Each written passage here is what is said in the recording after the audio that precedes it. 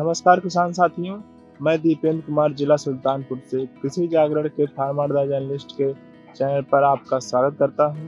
दोस्तों, आज मैं मसूर की खेती के बारे में बताऊंगा। मसूर की खेती बहुत ही पुराने समय से हमारे पूरे विश्व में की जा रही है और यह उत्तर प्रदेश की लोकप्रिय दलहनी फसल है जो न सिर्फ अच्छी उपज देती है और उसके साथ साथ हमारी मिट्टी को उर्वरा शक्ति को बढ़ाने में मदद करती है। आज हम बात कर रहे हैं मसूर की खेती के बारे में, जो बहुत ही असिंचित क्षेत्र जहां पर पानी की कमी होती है वहां पर भी बहुत ज़्यादा उपज देती है।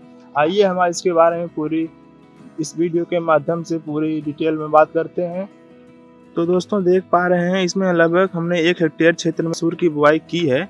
मसूर की बुआई का समय जो है रबी है। रबी सीजन में इसकी बुआई की जाती है या इसके क्लाइमेट में ठंडी जलवायु इसको उपयुक्त रहती है इसके पौध के बढ़वार के लिए।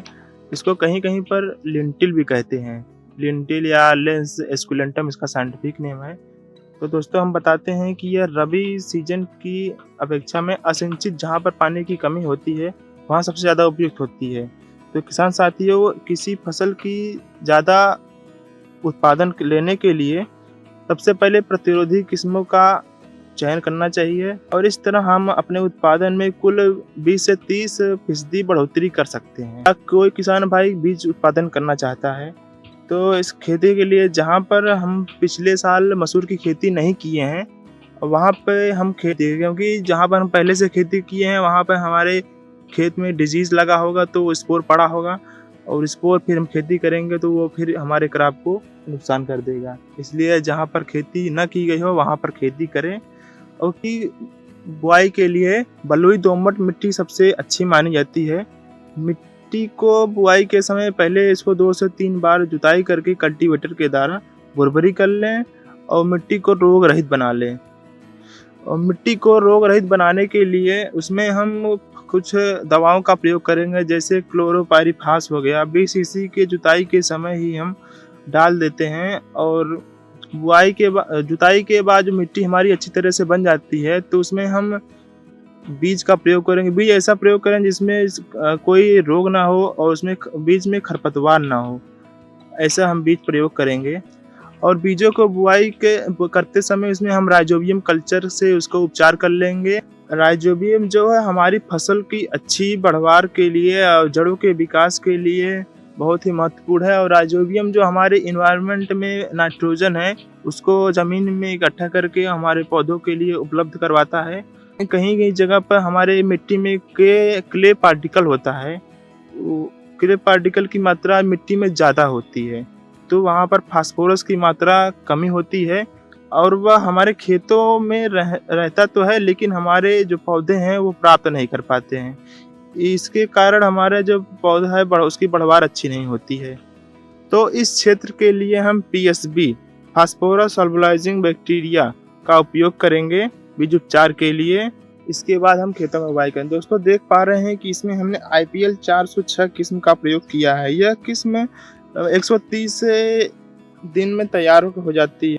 तो दोस्तों, देख पा रहे हैं कि इसमें हमने छिटकुआ विधि से बुआई की है और छिटकुआ विधि से बुआई की, कहीं इसकी स्पेसिंग ज़्यादा है कहीं पर कम है, तो इसलिए किसान भाई छिटकुआ विधि से बहुत कम प्रयोग करें। इसके बुआई के लिए सीड ड्रिल का प्रयोग करें जिससे कि हमारे प्लांट की दूरी और रो से रो की दूरी मेंटेन रहे और हमारी फसल अच्छे से पैदावार करे और अच्छा उत्पादन हो। सीड ड्रिल है जो हमारे पौधे से पौधे की दूरी 8 से 10 सेंटीमीटर रखता है और लाइन से लाइन की दूरी 20 से 25 सेंटीमीटर रखता है, जिससे कि अच्छी से उसकी ग्रोथ हो। अब बात करते हैं इसकी बुआई बीज दर के।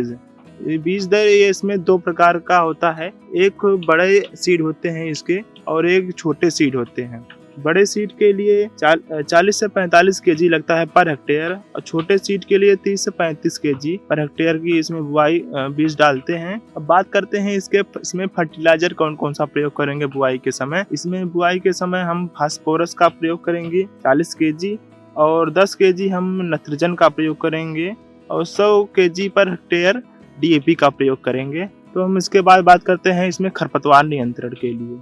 तो दोस्तों, खरपतवार नियंत्रण के लिए खरपतवार जो हमारे क्रॉप को बहुत ज़्यादा नुकसान करता है, इसलिए खरपतवार नियंत्रण के लिए हम इसमें बुआई के समय हम इसमें दवा का प्रयोग कर दिए थे। जो खरपतवार बहुत उग रहा है ये अभी कुछ हद तक कंट्रोल हो गया है, लेकिन इसमें फिर से दवा डालनी पड़ेगी खरपतवार के लिए, या तो इसकी वीडिंग करवानी होगी। तो खरपतवार के नियंत्रण के लिए बुआई के ही समय हम इसमें पेंडामेथिलिन दवा का 3.5 लीटर घोल के डालकर छिड़काव कर दिए थे। तब भी हमारा कंट्रोल काफ़ी हद तक कंट्रोल हो गया खरपतवार, और इसमें खरपतवार कुछ निकल रहे हैं, इसके हम वीडिंग करवा देंगे तो इसमें जो हमारी क्रॉप है अच्छे से ग्रो होगी। तो दोस्तों अब बात करते हैं इसमें सिंचाई की। तो सिंचाई से तो उसमें बहुत कम सिंचाई होती है, यह असिंचित क्षेत्रों में होता है।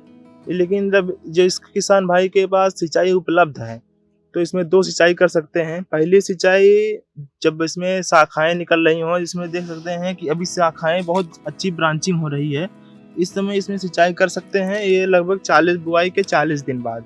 और दूसरी सिंचाई जब उसमें दाने बन रहे हों, फ्लावरिंग स्टेज के बाद दाने बन रहे हो, ये 80 दिन पर करते हैं। तो दोस्तों मसूर जो है हमारी क्रॉप है जो 3.5 महीने से 4 महीने तक पक के तैयार हो जाती है। तो दोस्तों बात करते हैं इसकी कटाई कैसे करेंगे। दोस्तों कटाई में इसकी एक बहुत सारी एक समस्या सबसे ज़्यादा होती है, इसमें एक शटरिंग प्रोसेस होता है। शटरिंग प्रोसेस यानी कि किसान साथी बिखरने की समस्या बहुत ज़्यादा होती है। तो मसूर के में जो फली होती है एक साथ तो उसमें पकती नहीं है।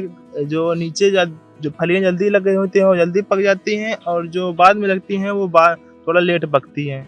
तो इसलिए किसान जो ज़्यादा पक जाती हैं वो हवा के झोंके से फली इसमें गिर जाती है, इससे किसान भाइयों का बहुत ज़्यादा नुकसान होता है। इसलिए किसान साथी जो पेड़ में जिसकी प्लांट में फली ज़्यादा पक गई है उसमें उसको निकाल लें और उसकी कटाई कर लें। तो पकते समय किसान साथी ज़्यादा ध्यान दें मसूर की खेती में। तो बात करते हैं इसकी उपज कितनी निकलती है 1 हेक्टेयर में। 1 हेक्टेयर में किसान साथी इसमें उपज 20 से 25 कुंटल इसमें पर हेक्टेयर उपज निकल जाती है। और बात करते हैं इसका उपयोग क्या करते हैं। सबसे ज़्यादा इसका उपयोग दाल में करते हैं, और उसके दाल में सबसे ज़्यादा प्रोटीन पाई जाती है। लगभग 25% सभी दलहनों की अपेक्षा सबसे ज़्यादा इसमें प्रोटीन पाई जाती है, और इसका प्रयोग हम कोलेस्ट्रॉल को कम करता है, और यह दाल हमारे शरीर के लिए बहुत ज़्यादा उपयोगी होता है।